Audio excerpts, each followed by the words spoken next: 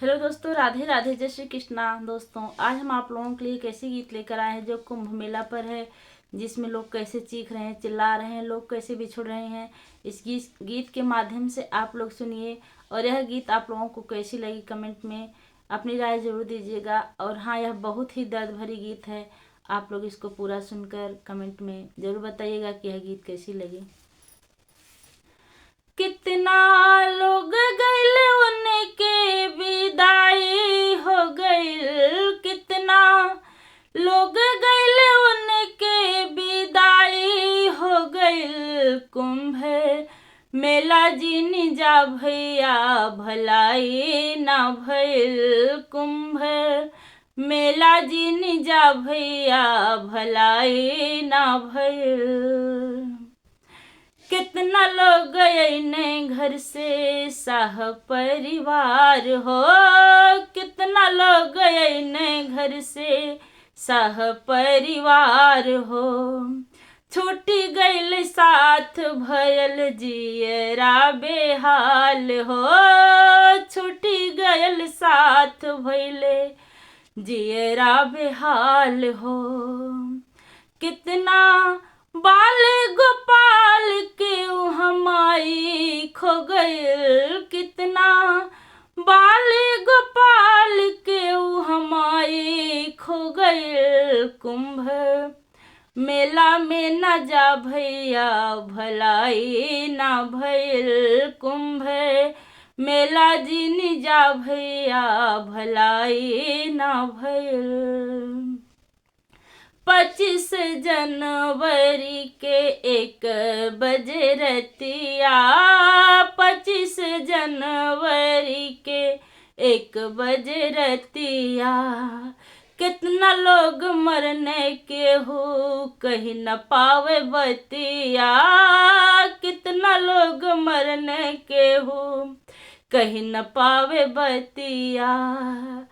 इतनी उमड़ी उहा भीड़ की रौदाई हो गइल, इतनी उमड़ी उहा भीड़ की रौदाई हो गइल। कुंभ मेला में जिन जा भैया भलाई ना भइल, कुंभ मेला में न जा भैया भलाई ना भइल।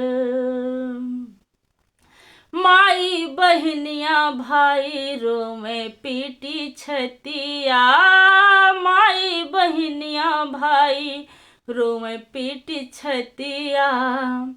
कहवा गइले कैसे खोजी हमरो संगतिया, कहवा कैसे खोजी खोई गइले संगतिया।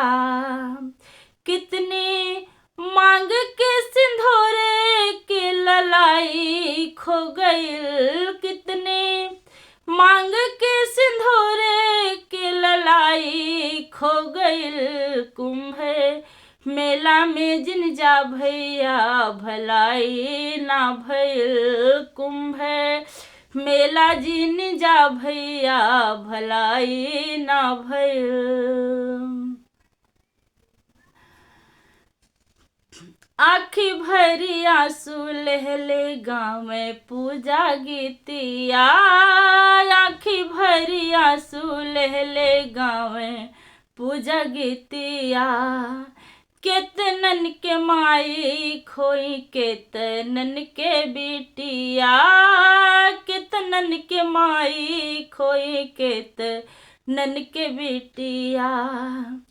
कितना लोगवन के सब कुछ मिटाई हो गइल, कितना लोगवन के सब कुछ मिटाई हो गइल। कुंभ मेला में जिन जा भैया भलाई ना भइल, कुंभ मेला जिन जा भैया भलाई ना भइल।